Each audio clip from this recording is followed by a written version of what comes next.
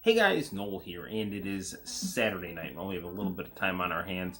That would be fun for us to do a video game review for the video game section of the Noel Comics YouTube channel. It is the one and only Metal Slader Glory right here for the Famicom. I'm actually playing this on a NES cartridge on my top-loading NES, which looks just like a Famicom top loader. So what is Metal Slader Glory?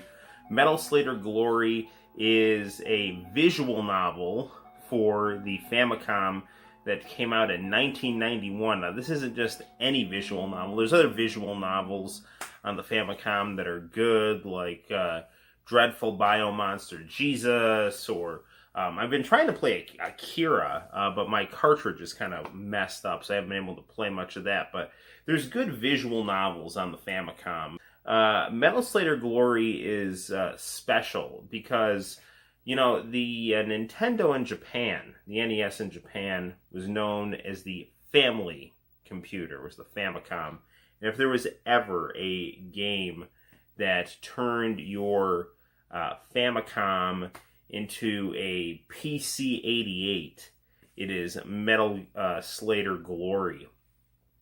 This game, in addition to having a amazing story and beautiful artwork from the mangaka Yoshimiru, who this game is basically his baby. It took 4 years for this game to develop because of all the tricks and boards they had to get for the cartridge to push the Famicom, a system that came out in 1982, the year I came out, into the real world. It took the 1982 hardware of the Famicom, and as you'll see in this game, was producing animation, was producing parallax scrolling, was producing amazing visuals and an amazing story that I would put right up there with visual novels like Snatcher or Policenauts, and I don't use that lightly. Metal Slader Glory might not have all the twists and turns of those games, but nevertheless, it's like 1 o'clock in the morning. But nevertheless, it's a good one. It's got wonderful characters, beautiful artwork, and an engaging story with some nice music as well. So without further ado, why don't we get down to reviewing Metal Slader Glory on the Famicom. You are a 17-year-old guy named Tadashi. You have a friend named Alina and a little sister, and you find a giant mech called a Slader. And your sister is Azusa. And there's a whole lot I can tell you about this game. I don't want to get into like too many spoilers. The fact of the matter is, too, is this game came out in 1991, so I mean, it's 30 years old. So anyway, I will tell you though that the English translation of this game didn't come out until like 2018. Anywho, you find a mech that you think is just a mech for just doing some work, chores, service industry type stuff in the year 2061. But in fact, it ends up having a message on it that comes on the computer. It says, "Earth is in danger. Seek the Creator." So that then leads you on a detective-based sci-fi visual novel to find out what the hell is going on with this mysterious mech suit, which actually turns out to be the legendary weapon known as Metal Slader Glory. And you are, destined, for various reasons, to pilot this mech. And Azusa, your sister here, is super, super important to the plot as well. So this right here is a really great example of, what Metal Slader Glory. I want to say Metal Gear, because that's another great 8-bit mech series that went on to greatness. Metal Slader, right here, you can see this is basically what you'll do is you'll just kind of look at these beautiful pictures, beautiful animation here, and you'll just talk to people, look at things. At a certain point, the game will get into some kind of a point and click type stuff, and then there is also a little bit of dungeon crawling as well. This game's got some range, and it is a very, very ambitious title. This game, in its original non-repro form, goes between $300 and $600 because of how expensive it was to produce, and the fact that Nintendo apparently gave HAL, due to the cost, a limited amount of materials. So there was a limited production run of this game.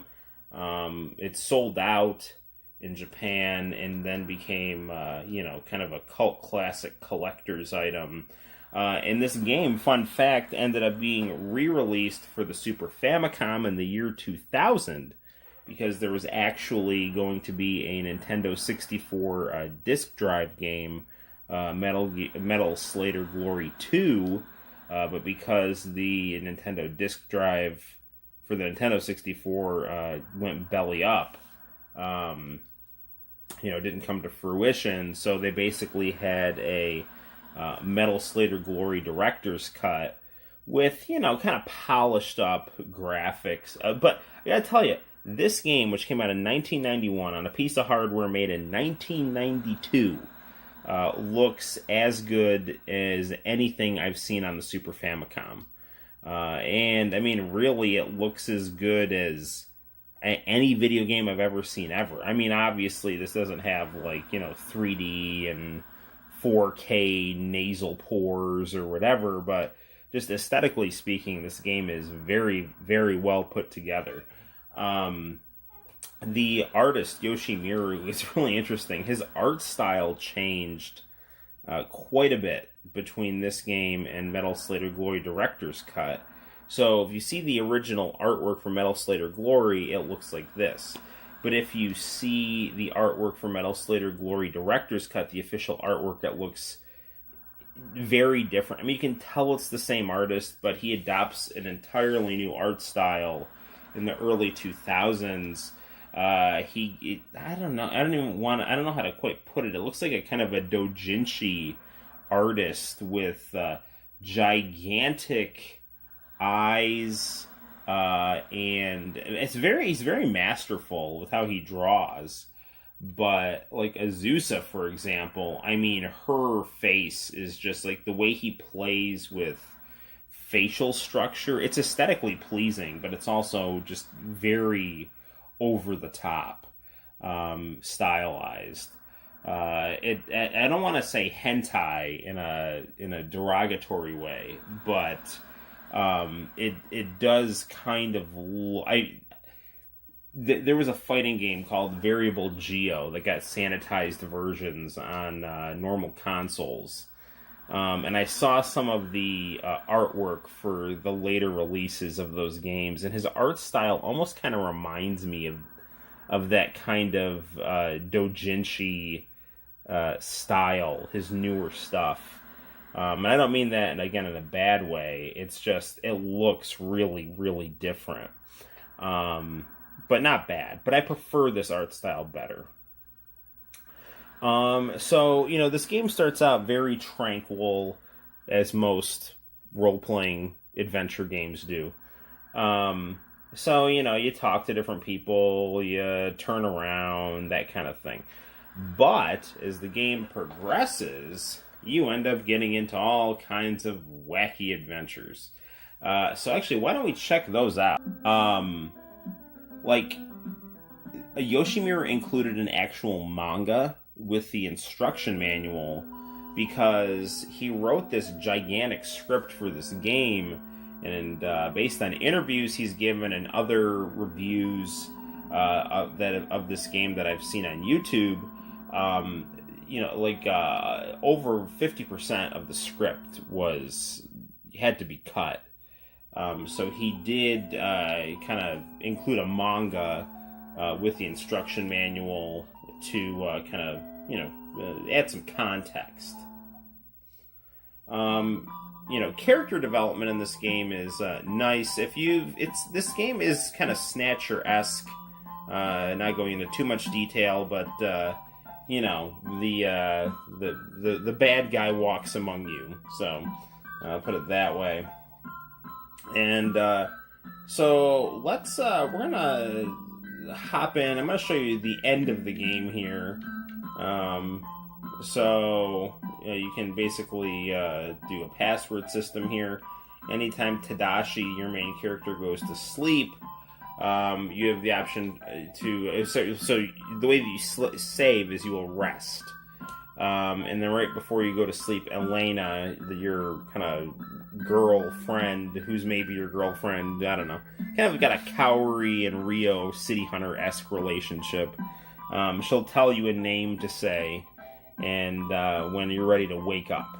So the name here is Drake. So we're going to get some hotline bling going here, and I'll show you a little bit of the game's climax here.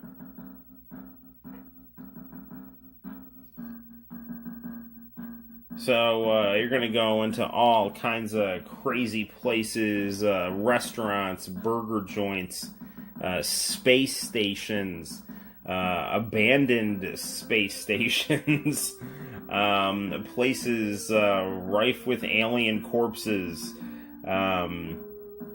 you know, your ship, all kinds of crazy stuff. These are all places that you will go when you play Metal Slader Glory, as you know, the mystery of your mech unfolds and the mystery of your parents unfold.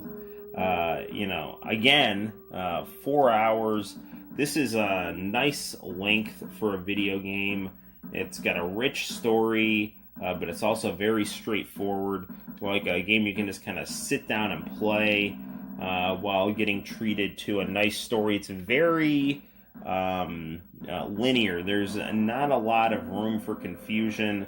Toward the end of the game, when you have to do a little bit of dungeon crawling, a strategy guide might not be the worst idea to have on hand. But again, the game will pretty well prompt you to do what you have to do. So this is not a very difficult game. Now, other reviewers on YouTube, they've kind of like joked, it's like, oh, it's a reading game. It's like, yeah, it's a reading game. Like, I mean, I don't mind this type of game at all. In fact, I like this type of game because I like stories, I like pretty artwork, I like anime, I like manga, and I like video games.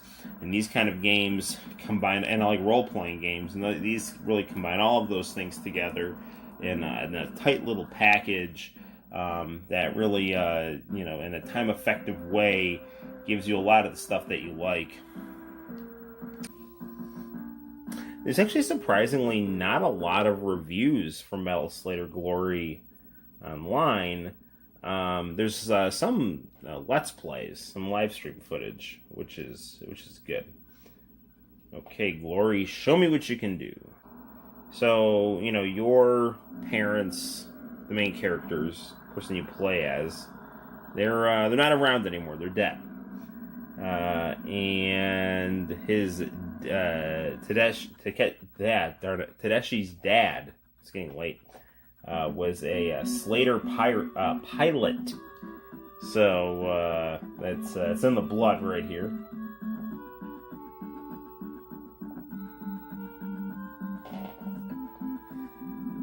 So we got some body snatching aliens right here, or should I say shape shifting aliens here.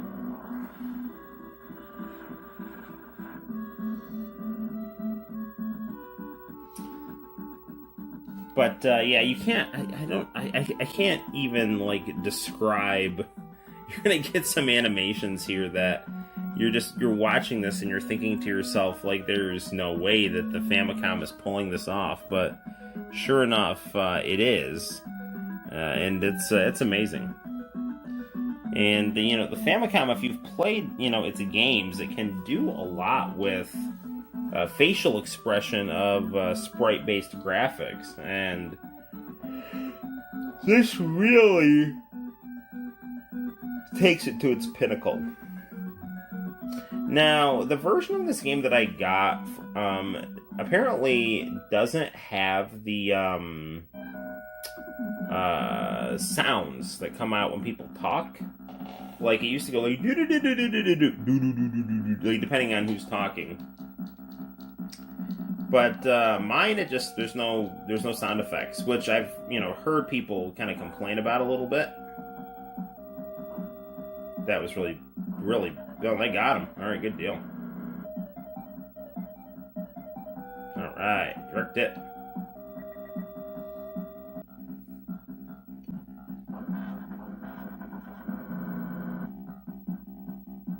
All right, we're gonna have to dodge this here.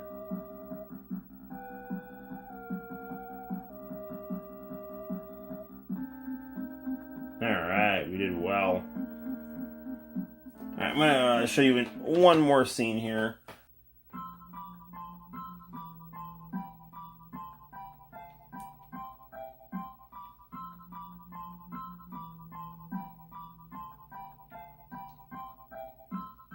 Password system on this is a lot better than the one that Jesus had.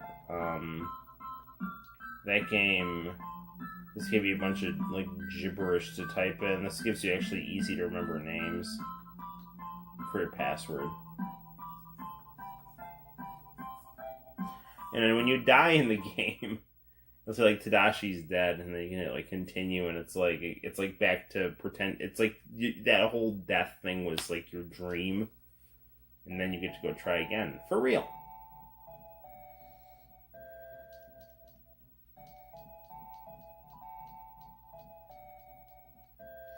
We're headed to Colony 3. And here's a picture of how the game looks here. This is a cockpit scene. We're flying through space. And here's some text that you go through here. You know, another nice thing that this game likes to do is draw very beautiful pictures, then do things like add, you know, like blinking eyes, and then, you know, from that still quality picture, really build up, you know, just by, you know, having that picture there, but then like move hands, move, you know, eyes, move your mouth, that kind of thing.